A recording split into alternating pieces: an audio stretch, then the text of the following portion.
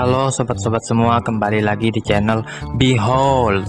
Kali ini saya akan melanjutkan merangkum alur cerita film Pokemon Johto Master Quest. Satoshi dan kawan-kawan membantu desa Diglett memerangi kejahatan. Dengan berakhirnya World Cup, Satoshi dan kawan-kawan melanjutkan perjalanan menuju Transit Town. Dalam perjalanan mereka tiba-tiba lapar, sedangkan kota yang mereka tuju masih sangat jauh. Sementara itu, tim Rocket memata-matai mereka dari kejauhan, selagi dua di antaranya disuruh menggali lubang jebakan. Ketika Satoshi dan kawan-kawan datang mendekat, tim Rocket bersembunyi di balik semak-semak. Tidak dapat dipungkiri, mereka pun juga kelaparan. Begitu menginjakan kakinya di atas jebakan, Satoshi dan kawan-kawan langsung terjerumus ke bawahnya. Tim Rocket merayakan kesuksesan mereka dengan memeriksa lubang tempat jatuhnya mangsa. Tapi tim Rocket malah jatuh juga ke lubang lainnya. Nyasu mengaku ini adalah lubang yang dipersiapkannya jikalau Satoshi dan kawan-kawan lolos dari jebakan satunya. Sialnya sekarang kedua belah pihak sama-sama terjebak dan tidak ada yang bisa mengeluarkan mereka. Tiba-tiba sekelompok Diglett muncul dan membentuk anak tangga yang digunakan Satoshi dan kawan-kawan untuk naik ke atas. Takeshi melompat keluar untuk menyapa gadis yang telah menyelamatkannya. Bukan hanya satu, melainkan dua bersaudari kembar yang bernama Rie dan Sue. Selain itu, mereka juga membebaskan tim Rocket dari dalam lubang. Setelah semuanya keluar dengan selamat, Rie dan Sue menjelaskan bahwa mereka membutuhkan bantuan dalam mempertahankan desanya. Mereka menawarkan makanan dan tempat tinggal gratis jika kelompok tersebut mau menolongnya. Dikarenakan mereka memang sudah kelaparan, Satoshi dan yang lainnya pun menerima tawaran tersebut. Sehabis itu mereka melakukan perjalanan menuju kampung halaman Rie dan Sue yang bernama Desa Diglett. Satoshi dan kawan-kawan dijamu dengan berbagai makanan mewah setibanya di desa tersebut. Tim Rocket mulai mempertimbangkan apakah makan di sebelah musuh adalah tindakan yang benar. Tapi karena urusan perut lebih penting, mereka pun mengesampingkan permasalahan itu. Selesai makan, mereka diperkenalkan dengan para tetua desa yang hampir semuanya memakai topeng. Orang-orang tersebut meminta bantuan kepada mereka, tapi perkataannya terlalu sulit dicerna sehingga tidak diketahui tugas apa yang harus dikerjakan oleh mereka. Tak lama kemudian muncul komplotan penjahat yang menunggangi Dr. Rio. Setiap tahunnya mereka akan datang ke desa ini untuk mencuri Diglett penduduk desa, karena kemampuan Pokemon yang luar biasa itu dalam menggerakkan bumi. Penjahat itu memberitahukan mereka akan kembali besok untuk mulai mencuri para Pokemon. Tetua mengungkapkan bahwa desa Diglett mengalami kesulitan karena generasi mudanya berangkat ke kota, sementara para lansia ingin tetap tinggal di rumah untuk merawat desa. Sebagai balas budi karena telah diberi makan, Satoshi dan kawan-kawan setuju untuk membantu mereka. Tim Rocket juga bergabung untuk menumpas kejahatan. Satoshi dan yang lainnya mulai menyusun strategi untuk menghadapi penjahat. Satoshi dan kawan-kawan akan menyelinap ke kota musuh untuk memata-matai mereka. Sedangkan tim Rocket tetap tinggal di desa untuk melatih para lansia membela diri. Setelah kepergian Satoshi dan kawan-kawan, tim Rocket mulai berpikir untuk mencuri Diglett. Tapi Kojiro yang ingin membalas jasa para penduduk menyuruh teman-temannya untuk menjaga desa ini. Ketika memasuki kota, Satoshi dan kawan-kawan bersembunyi di balik tembok. Mereka mengintip dan terkejut setelah melihat Sue yang berbicara dengan pemimpin penjahat. Satoshi dan kawan-kawan yang hendak kabur dipergoki oleh Rie yang memperingatkan akan kehadiran mereka. Pemimpin tersebut melepaskan topengnya dan ternyata ia adalah wali kota desa Diglett. Wali kota menjelaskan bahwa para penduduk desa ini adalah anak dan cucu dari para lansia di desa Diglett. Dulunya desa itu sangat kering, namun para penduduk berhasil mengubahnya menjadi lahan pertanian yang produktif. Anak-anak muda itu hanya ingin orang tuanya beristirahat di panti jompo yang dibangun di kota. Namun para lansia tidak mau meninggalkan rumah mereka. Komplotan penjahat dibentuk untuk menjaga kebugaran para lansia. Dan setiap tahunnya anak-anak muda akan kembali ke desa untuk memeriksa orang tua mereka. Wali kota juga menunjukkan mekanisme perlindungan untuk menghindari bahaya bagi diri mereka sendiri atau orang tua mereka. Dengan jaminan tersebut, Satoshi dan kawan-kawan mau ikut membantu desa Diglett. Keesokan harinya, Kojiro duduk di atas menara darurat sambil menunggu penjahat yang akan datang. Ketika melihat penjahat memasuki desa, ia memperingatkan teman-temannya untuk mulai melakukan penyerangan. Satu persatu penjahat terjatuh ke dalam lubang yang telah dipersiapkan tim Rocket. Satoshi dan kawan-kawan ikut memeriahkan perang dengan mengirimkan Pokemon mereka ke medan pertempuran. Tentunya itu hanyalah pertarungan main-main saja. Sesaat kemudian, penjahat mengibarkan bendera putih dan mengumumkan kekalahan mereka. Namun tim Rocket yang tidak mengetahui skema tersebut masih melancarkan serangan bom asap ke arah mereka. Untungnya para penjahat dibekali perisai pertahanan untuk menjaga mereka tetap aman. Satoshi cukup prihatin terhadap tim Rocket, tapi mau tak mau harus mengusir mereka. Maka dari itu Pikachu melancarkan Thunderbolt untuk meledakkan tim Rocket. Para penduduk desa berterima kasih kepada Satoshi dan kawan-kawan. Tetua lalu memberi mereka hadiah berupa Silver Wing Badge, yang mana item itu dibuat di Silver Rock Island. Dan juga kapal dari Transit Town bisa membawa mereka menuju pulau tersebut. Satoshi sangat ingin pergi ke sana, dan mungkin di pulau itu mereka bisa mengungkapkan keberadaan Pokemon misterius yang ditemui belakangan ini. Satoshi dan kawan-kawan pun langsung tancap gas ke pulau berikutnya.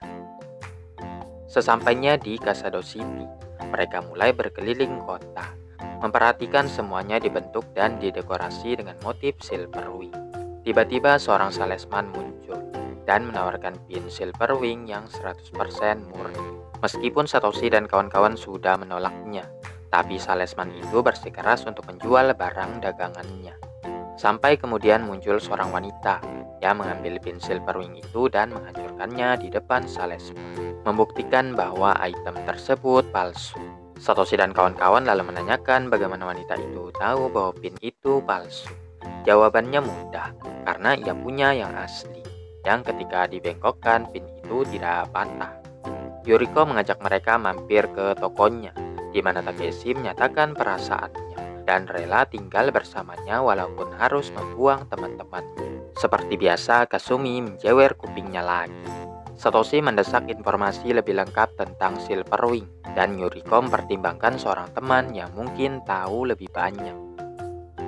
Beralih ke tim Rocket yang baru saja sampai di kota. Salesman penipu sebelumnya juga mendekati mereka. Setelah mendengar bahwa item yang dijualnya akan membawa keberuntungan, tim Rocket dengan cepat merampok salesman tersebut. Satoshi dan kawan-kawan tiba di sebuah rumah, dan Yuriko memanggil-manggil temannya tapi tidak ada yang merespon. Kebetulan pintunya tidak dikunci, jadi Yuriko mengajak mereka masuk ke dalam. Karena di dalamnya gelap, Satoshi tersandung sesuatu dan terjatuh. Yuriko membuka jendela agar cahaya menerangi ruangan, dan mereka menemukan Senseless yang tergeletak di lantai. Takeshi yang memeriksanya mengatakan Senseless itu mengalami demam tinggi. Ditambah lagi mereka menemukan teman Yuriko dalam keadaan tak sadarkan diri. Sesudahnya mereka membaringkan Shintaro di tempat tidur, selagi Takeshi mengobati Senseless.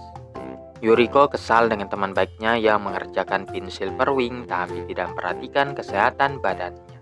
Yuriko lalu memperkenalkan temannya itu, dan entah mengapa Takeshi merasakan persaingan yang ketat.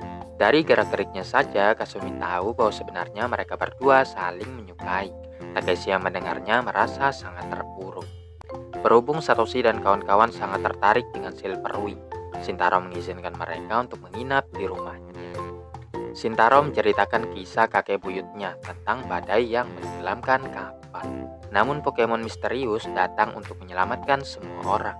Dan setelah kepergiannya, Pokemon itu meninggalkan Silverwing. Sejak saat itu, Silverwing dianggap sebagai simbol keberuntungan. Shintaro mengatakan kapal karam itu seharusnya berada di Ogi Island, sehingga mereka memutuskan akan pergi ke pulau tersebut. Tengah malam, Satoshi dan Pikachu memperhatikan Shintaro tidak ada di tempat tidurnya. Ternyata ia ada di luar sedang membuat pin Silverwing. Shintaro memberikan sentuhan terakhir yang membuat Silverwing itu jadi semakin berkilauan. Satoshi dan kawan-kawan penasaran apa yang dilakukan Shintaro di tengah malam buta ini. Shintaro mengatakan besok adalah hari ulang tahun Yuriko, dan ia ingin mengejutkannya sekaligus melamar pujaan hatinya itu. Hanya satu masalahnya, Shintaro adalah orang yang pemalu dan tidak tahu apa yang harus dikatakannya saat menyerahkan pin Silverwing. Satoshi dan kawan-kawan dengan senang hati membantu, walaupun dada Takeshi terasa sangat nyeri. Besok paginya, Shintaro mengenakan tuxedo putih dan menyiapkan bunga serta kotak kecil sebagai hadiahnya. Bagaimanapun juga, Shintaro kurang percaya diri dan takut ditolak. Namun Kasumi membentaknya bahwa Shintaro harus bersikap jantan dan menyatakan perasaannya kepada Yuriko. Di saat seperti ini, tim Rocket malah muncul. Mereka mengisap semua Silver Wing ke dalam balon udara. Mengira mereka akan diberkati keberuntungan tak terhingga jika punya banyak Silver Wing. Sambil memamerkan hasil curiannya, tim Rocket mengubah penyedot debu ke pengaturan yang lebih tinggi. Shintaro yang berlari mengejar tim Rocket tersandung dan menjatuhkan kotak hadiahnya yang langsung disedot tim Rocket. Tapi Shintaro bersumpah akan mendapatkan kembali barang berharganya dan pergi menyusul tim Rocket lagi. Satoshi menyuruh Sainenok Owl untuk menusuk balon yang mengakibatkan tim Rocket jatuh ke tengah hutan. Tim Rocket yang sudah terpojok memilih melakukan perlawanan dengan memerintahkan Arbok dan Weezing combo Poison Sting Smoke Screen. Serangan itu mengenai Pikachu dan ia tidak punya kesempatan untuk melawan. Shintaro lalu datang dan memerintahkan Sandslash Sandstorm untuk membalikan serangan ke arah tim Rocket. Yuriko memerintahkan Sandslash Sweep. Yang anehnya Shintaro juga memikirkan move tersebut. Sandslash berhasil menjatuhkan tim Rocket. Kemudian Pikachu menghabisi tim Rocket dengan Thunderbolt yang mengungkapkan bahwa Silver Wing yang mereka pegang selama ini ternyata palsu. Shintaro mendapatkan kotak hadiahnya lagi, tapi masih ragu untuk mengatakan yang sejujurnya. Sandslash menginjak kakinya supaya trainernya itu berbicara. Tapi saat Shintaro menyatakan perasaannya, Yuriko juga mengungkapkan hal yang sama. Keduanya pun lega karena telah mengungkapkan perasaan mereka satu sama lain. Takeshi juga menangis dan terharu karena perjalanan cinta orang lain sangat mulus ketimbang dirinya. Satoshi dan kawan-kawan mendoakan yang terbaik bagi pasangan itu sebelum akhirnya berangkat ke Oki Island. Mereka masuk ke dalam gua dan melewati terowongan panjang hingga sampai ke sisi sebelahnya. Setelahnya beristirahat sejenak sambil menikmati angin sepoi-sepoi. Mereka lalu bertemu dengan Pikachu yang diyakini itu adalah Sparky kepunyaan Hiroshi. Ketika hendak memasukkan Charmeleon ke Pokeball, Pokemon yang tidak mematuhi perintahnya malah menyemburkan flamethrower. Charmeleon lalu menyemburkan apinya ke arah Paras, yang sangat jauh rendah levelnya dibandingkan dirinya. Namun, di saat terpojok, Paras berhasil menusuk perutnya, dan menjatuhkan Charmeleon. Berkat itu, Paras pun berevolusi menjadi Parasect. Pokemon tersebut melancarkan Stun Spore untuk menaklukkan Charmeleon yang mengamuk.